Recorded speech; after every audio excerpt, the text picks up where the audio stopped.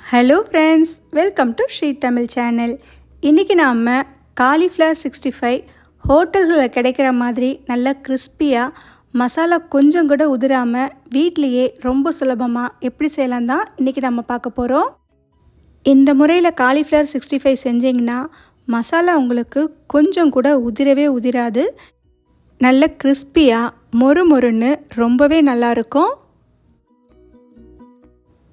முதல்ல ஒரு பாத்திரத்தில் ஒரு 6 கப் அளவுக்கு தண்ணி சேர்த்து இந்த தண்ணியை கொதிக்க விடுங்க. தண்ணி லேசாக கொதிக்க ஆரம்பித்ததும் ஒரு 1/4 ஸ்பூன் மஞ்சள் தூள், 1/2 ஸ்பூன் கல்லுப்பு சேர்த்துக்கங்க.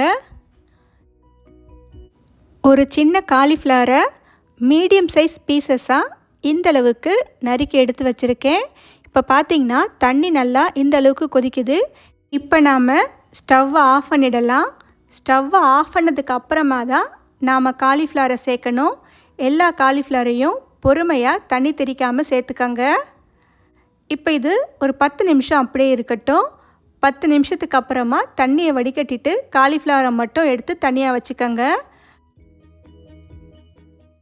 முதல்ல ஒரு பெரிய பவுலில் 1/2 கப் அளவுக்கு கார்ன்ஃப்ளவர் சேர்த்துக்கங்க.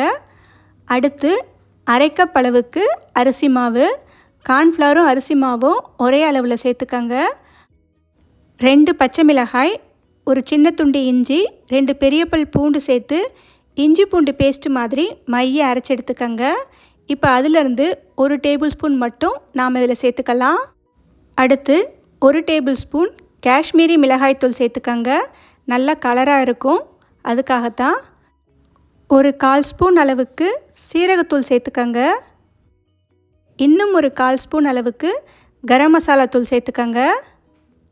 அடுத்து ஒரு 3/4 ஸ்பூன் அளவுக்கு நல்லா ஃப்ரெஷ்ஷாக பொடிச்ச மிளகுத்தூள் சேர்த்துக்கங்க. தேவையான அளவு உப்பு சேர்த்துக்கலாம். நல்ல பொடி பொடியாய் நறுக்கிய கருவேப்பிலை 1 டேபிள் ஸ்பூன் சேர்த்துக்கங்க. இப்போ இது கூடவே 1 டேபிள் ஸ்பூன் அளவுக்கு தயிர் சேர்த்துக்கங்க. இப்போ இது எல்லாத்தையும் சேர்த்து ஒரு முறை நல்லா கலந்து விட்டுக்கங்க. இப்போ இதில் கொஞ்சம் கொஞ்சமாக தண்ணி சேர்த்து நல்ல ஃப்ளோவிங் கன்சிஸ்டன்சிக்கு கரைச்சி எடுத்துக்கங்க.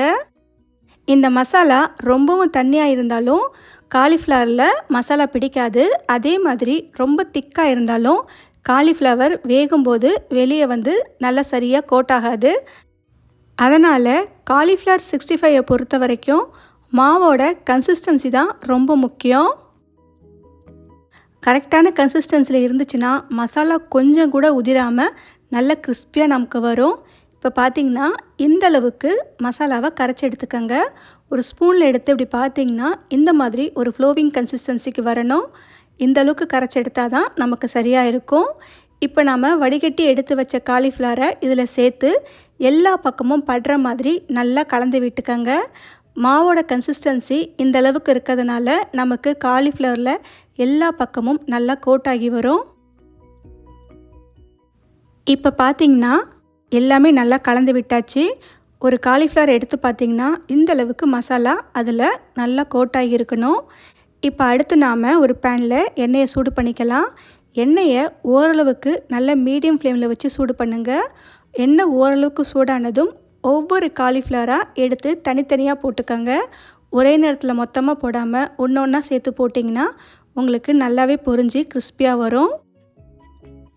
எல்லா காலிஃப்ளவரையும் ஒன்று ஒன்றா சேர்த்து பேட்சாக பொரிச்சு எடுத்துக்கங்க.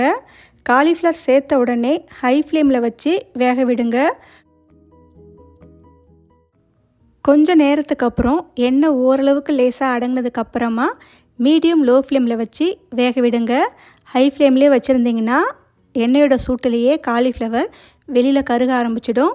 அதனால் ஓரளவுக்கு காலிஃப்ளவர் பொரிஞ்சு வந்ததும் மீடியம் லோ ஃப்ளேமில் வச்சு நல்ல கிறிஸ்பியாக செவக்கிற வரைக்கும் இதை நாம் வேக வச்சு எடுத்துக்கலாம். இப்போ பார்த்திங்கன்னா காலிஃப்ளவர் நல்லா செவந்து கிறிஸ்பியாக ஆயிடுச்சு. இப்போ நாம் இதை ஒன்று ஒன்றா வெளியே எடுத்துடலாம். இப்போ இதே மாதிரி எல்லா பூவையும் போட்டு பொரிச்சு எடுத்துக்கங்க. கடைசியாக ஒரு கொத்து கருவேப்பிலையை எண்ணெயில் சேர்த்து லேசாக பொரிச்சு எடுத்து இதோட சேர்த்திங்கன்னா ஹோட்டலில் கிடைக்கிற மாதிரி கிறிஸ்பியாக சூப்பரான காலிஃப்ளவர் 65 நமக்கு ரெடி ஆகிடும். இந்த ரெசிபியை உங்கள் வீட்டில் ஒரு முறை ட்ரை பண்ணி பார்த்துட்டு எப்படி இருக்குன்னு சொல்லுங்கள். இந்த ரெசிபி உங்களுக்கு பிடிச்சிருந்தா லைக் பண்ணுங்கள், ஷேர் பண்ணுங்கள். ஸ்ரீ தமிழ் சேனலுக்கு சப்ஸ்கிரைப் பண்ணுங்கள். தேங்க்ஸ் ஃபார் வாட்சிங்.